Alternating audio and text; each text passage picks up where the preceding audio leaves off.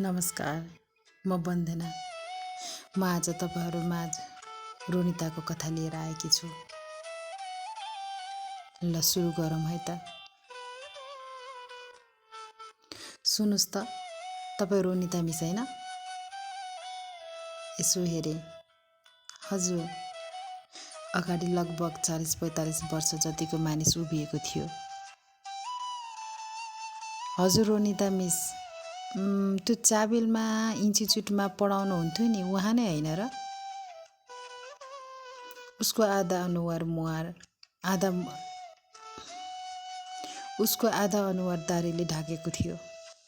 आँखामा कौतूहलता थियो मेरो बारेमा जान्ने। चाबेल इन्स्टिच्युट? रोनिता चाहिँ म हुँ है। स्टार इन्स्टिच्युट क्या? नयनको। उसले देब्रे हातको सर्टको बाहुला माथि सार्दै भन्यो। हजुर, त्यहाँ पनि पढाएँ। तपाईँ चाहिँ? ल, मलाई चिन्नु भएन? म नयनकी आफन्ती। बिर्सनु भयो? दारी मुसार्दै उसले भन्यो। ए चिने। सन्चै हुनुहुन्छ? फिस्सा हाँस्दै जवाफ दिएँ। चिने जस्तो भाव देखाएँ। खै किन हो मैले त्यस्तो गरेँ। एक त नयन नाम सुन्ने बित्तिकै मनमा कता कता सिरिङ्ग भए जस्तो, जमिन्ने हलचल भए जस्तो, शरीरमा एक किसिमको आदि आए जस्तो र सास नै टक्क रोकिए जस्तो भयो। जबरजस्ती अवस्थालाई सम्हाल्दै हेरेँ। मोटाउनु भएछ नि? भेट्न भएको नि 15 वर्ष नै भयो कि के हो नि? होला, त्यस्तै भयो। मैले खासै कुरा अगाडि बढाउन चाहिनँ। अनि हजुर यतै बस्नुहुन्छ? होइन, यहाँ मेरो स्कुल हो। आँखामा इरिटेसन भएकोले यो औषधि लिन आएको।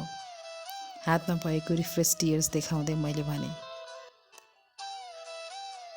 ए अनि बसाइ कता हो र? उसले मेरो आँखाको केही कुरा नगरिकन अन्त्य कुरा मोड्यो, कुरा खोतल्न थाल्यो। उसलाई यो मतलब छैन कि मलाई खास के भएको हो, तर ऊ कुरा खोतल्नमै व्यस्त छ। यति धेरै कुरा उसले खोतल्यो कि लाग्छ उसले मेरो बारेमा रिसर्च गर्दैछ र मेरो बारेमा कुनै लेख्दैछ। म नलागी जवाफ दिएँ। कफनमा हो। भेटेर खुसी लाग्यो। तपाईको फोन नम्बर दिन मिल्छ? माग्नु नै छ भने किन मिल्छ भनेर सोध्नु नि। झनक्क रिस उठ्यो। फेरि उसलाई मेरो नम्बर के काम? मेरो अहिले नयाँ नम्बर छ, हिजो मात्र लिए कि याद छैन। फेरि मोबाइल नै स्कुलमै चार्जमा छोडेछु। साँच्ची तपाईलाई त मैले फेसबुकमा नि खोजेको थिएँ नि, भेटिन नि। के छ र आइडी? अब यसलाई मेरो फेसबुक आइडी किन चाहियो? हो र? म त फेसबुक चलाउँदिन नि। मलाई ढिला भयो, म जान्छु ल। भेटेर खुसी लाग्यो। मनमनै रिस नै उठे पनि सामान्य भाव देखाउँदै भने।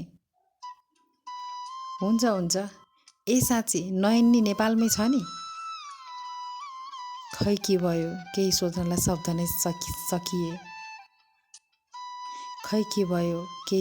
शब्द नै सकिए। हिँड्नलाई पाइला चलेन, अनि हेर्नलाई आँखाहरू माथि उठेनन्। मात्र आयो, हो र? असहज भयो, जसरी शरीरमा सानो कपडा लगाउँदा हलचल गर्न गाह्रो हुन्छ त्यस्तै। होइन के भएको, मुटु नि ढक्क फुलेर आयो, घाँटीसम्मै बन्द हुने गरी। हो नि, आएको 10 वर्ष भइसक्यो नि। अरू सोध्ने र प्रश्नको जवाब दिने अवस्थामा म थिइनँ र भने, मेरो क्लास छ, जान्छु नि है। उत्तर पर्खँदै नपर्खी म अगाडि बढेँ। पछाडि फर्कने आँट नि आएन। अगाडि पनि खै कसरी पो बढेँ पत्तै भएन। दिमाग पनि खाली भए जस्तो त्यस्तो भिडभाडमा पनि शून्यता छाए जस्तो, कानले पनि कामै नगरे जस्तो, बाटो पनि पुरै खाली भए जस्तो, पत्तै नपाई म स्कुल पुगेछु। म त्यस्तो अरूसँग डराउने केटी नै होइन, फेरि आत्तिने खालको पनि होइन। हरेक परिस्थितिको सामना गर्ने सामर्थ्य छ भनी सोच्ने केटी। किन आज यस्तो भयो थाहै भएन। स्कुल पुगेपछि पानी पिएँ र लामो सास लिएँ। केही राहत महसुस भयो।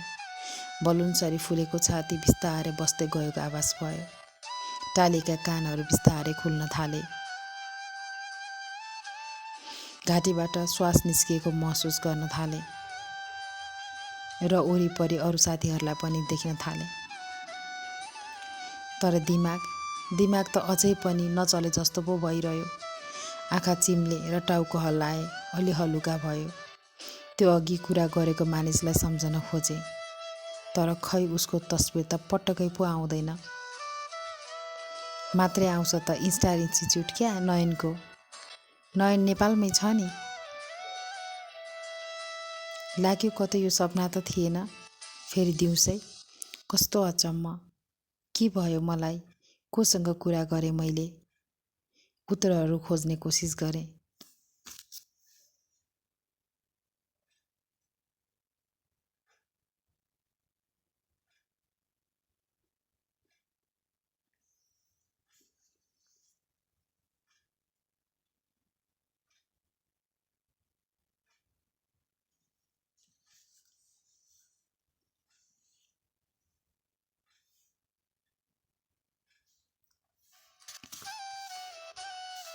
त्यो अघि कुरा गरेको मानिसलाई सम्झन खोजेँ, तर खै उसको तस्बिर त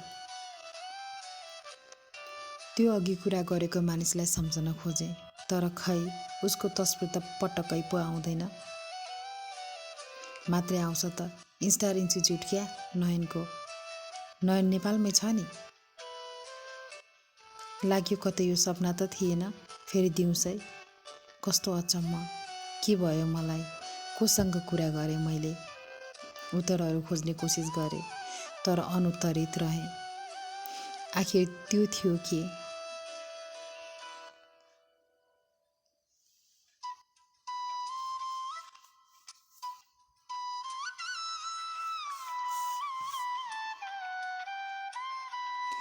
रोनिता यस्तै प्रश्न लिएर अल्झिरही। अब के हुन्छ त रोनिताको जीवनमा? यो हेर्नको लागि अर्को एपिसोडमा आउँछु है त।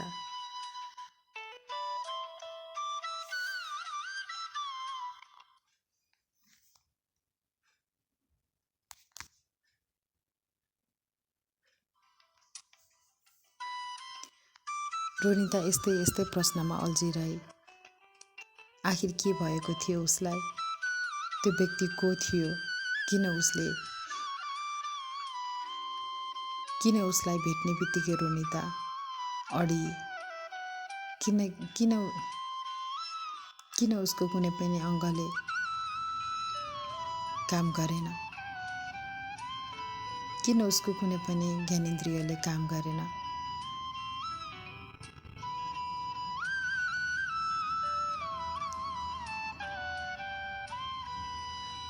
किन उसले आफूमा के भइरहेको छ थाहा पाइन?